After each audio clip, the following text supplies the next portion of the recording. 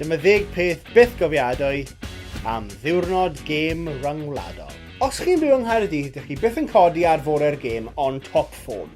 Oherwydd ydych chi'n byw yn y dinas, mae'ch tŷ neu'ch fflat yn fair game wrth i lwyth o ffrindiau dod i aros gyda chi. Ond ar ôl y noson fawr, mae pawb yn cysgu ar soffas, 10 yn rannu gwely, ac wrth gwrs mae un yn mynd ar goll. Colli waled, colli ffôn, ac yn cysgu mewn parc. Ych chi'n bwco tacsi neu chawnsio'ch look yn y melee ar diwedd y nos? O, mae wastad digonydd o taxis, but no worries, man. Taxis y mob, man. O wedyn ydych chi'n stranded. A dim ond un lloches sydd. Good old all-night gay bar.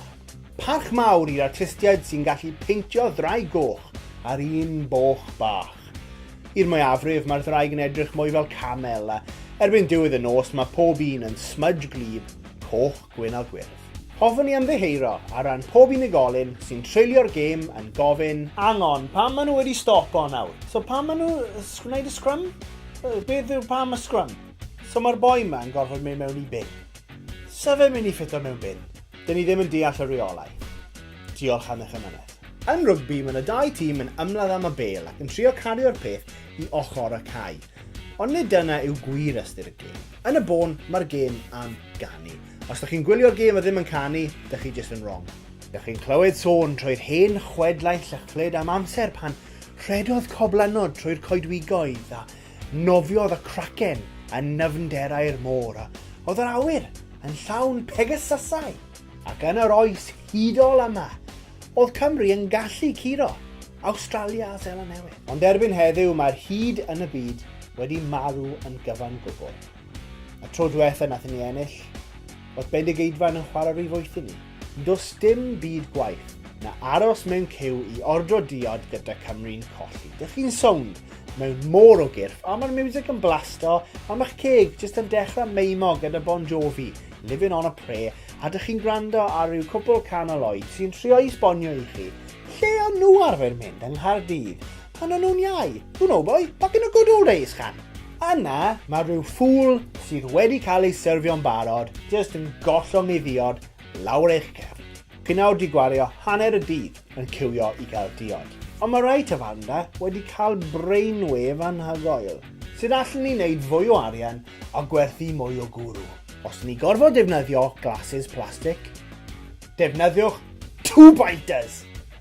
2-pointers!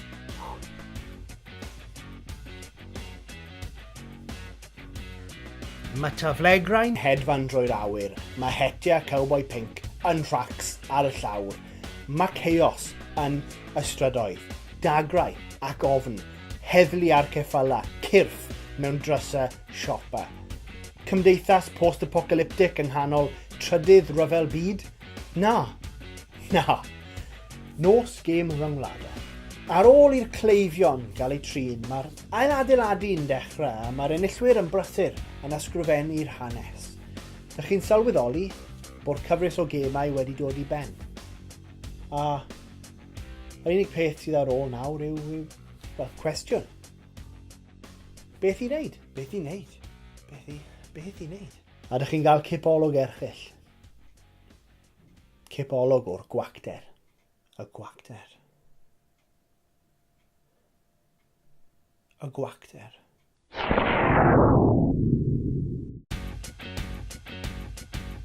Bwco tacsi neu just wing it. Y ti'n deall y reolau? Gofyn wyt am galon hapus, calon onest, calon lan. Neu ych chi'n fwy debygol o ofyn am vodka Red Bull. Ceisiwch ateb isod a ffarwel.